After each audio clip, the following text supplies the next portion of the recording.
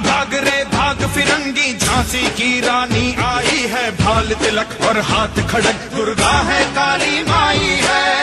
भाग रे भाग फिरंगी, भाग भाग रे भाग। अश्व चढ़ी प्रचंड विकट ये मनु है, लक्ष्मी बाई है, शोले बरसेंगे अब तुझ पर, तेरी शामत आई है। चपल नयन की धार तो देखो, गज पर भारी भार तो देखो, तेरे शीश को लेने आई झांसी की रानी आई। झांसी की रानी आई। भाग भाग रे भाग फिरंगी, झांसी की रानी आई है, भाल तिलक और हाथ खड़क, दुर्गा है काली माई है।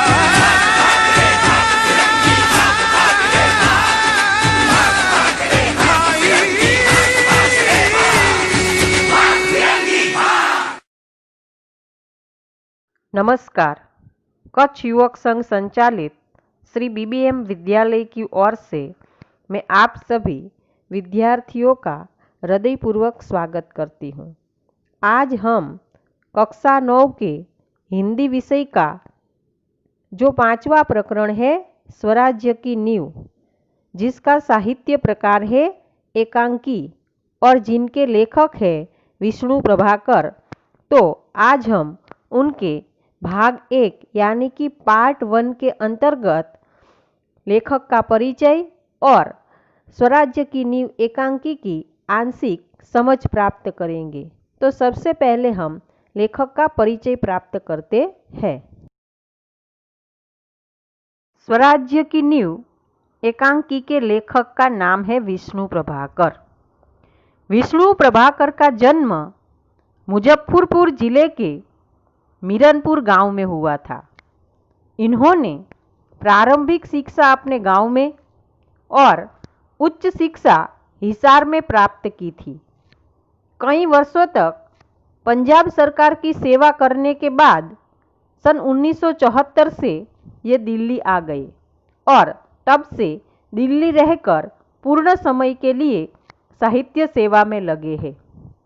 उन्होंने कहानी, उपन्यास, जीवनी, नाटक, एकांकी, संस्मरण और रेखाचित्र आदि विधाओं में पर्याप्त मात्रा में लिखा है।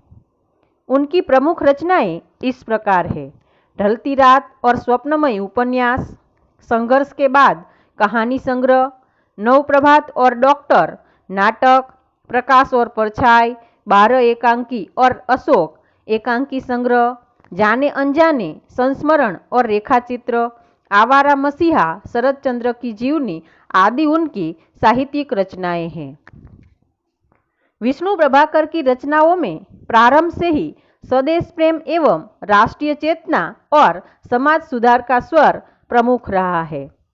स्वतंत्रता प्राप्ति के बाद उन्होंने आकाशवाणी के दिल्ली केंद्र में नाटक निर्देशक के पद पर काम किया। बाद में स्वतंत्र लेखन को अपनी जीविका का साधन बना लिया। उनका समस्त साहित्य मानवीय अनुभूतियों से जुड़ा हुआ है। उनकी रचनाओं में रोचकता एवं संवेदनशीलता सर्वत्र व्याप्त है तथा भाषा सहज व सरल है। प्रस्तुत एकांकी स्वराज्य की नींव में प्रथम स्वतंत्रता संग्राम 1857 में लक्ष्मीबाई के त्याग और संघर्ष का वर्णन किया गया है। स्वराज्य की नींव रखने में स्त्रियों की भी महत्वपूर्ण भूमिका रही है। प्रस्तुत एकांकी के पात्र स्वराज्य की नींव के पत्थर है, जिनके त्याग, तपस्या एवं बलिदान के द्वारा भले ही स्वराज्य प्राप्त नहीं हुआ, लेकिन वे स्वराज्य की नींव का पत्थर बनकर जनमानस में देश प्रेम एवं नवजागरण की भावना जगाने में अपनी सार्थकता समझते हैं। स्वराज्य की नींव, जिसका साहित्य प्रकार है एकांकी। एकांकी नाटक का ही एक छोटा स्वरूप है, जो नाटक की तरह ही प्रस्तुत किया जा सकता है। एक और अंकी ऐसी संधि है। अंकी यानी कि अंक मतलब भाग, जो एक भाग का होता है उसे एकांकी कहते हैं। यानी कि नाटक अनेक भाग का होता है और एकांकी एक भाग का होता है, जिसे नाटक की तरह ही हम प्रस्तुत कर सकते हैं।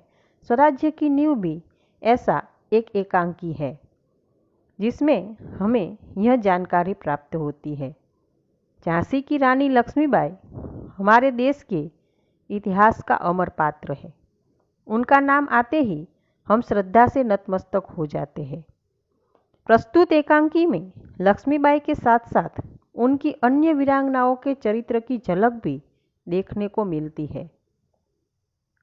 लेखक का उद्देश्य स्वराज्य की नींव रखने में स्त्रियों की भूमिका को दिखाना है। सचमुच इस एकांकी के पात्र स्वराज्य की नींव के पत्थर है। भारतवासियों में स्वराज्य के प्रति चेतना जगाने में उनके योगदान को हम भूल नहीं सकते। इस एकांकी का शीर्षक है स्वराज्य की नींव, जो अपने नाम में ही अपनी सार्थकता बताता है। सन 1857 का सैनिक विद्रोह भारत का प्रथम स्वतंत्रता संग्राम माना जाता है। उसमें झांसी की रानी लक्ष्मीबाई, जूही, मुंदर, तात्या टोपे, रामचंद्र तथा रघुनाथ राव आदि ने अपनी अनोखी देशभक्ति का परिचय दिया था।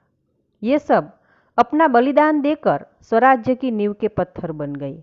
बाद में इस एकांकी के पात्रों के त्याग, न्याय, तपस्या और बलिदान की नींव पर ही भारत की आज़ादी की इमारत खड़ी हुई। इसीलिए इस एकांकी का शीर्षक स्वराज्य की नींव बिल्कुल सार्थक है।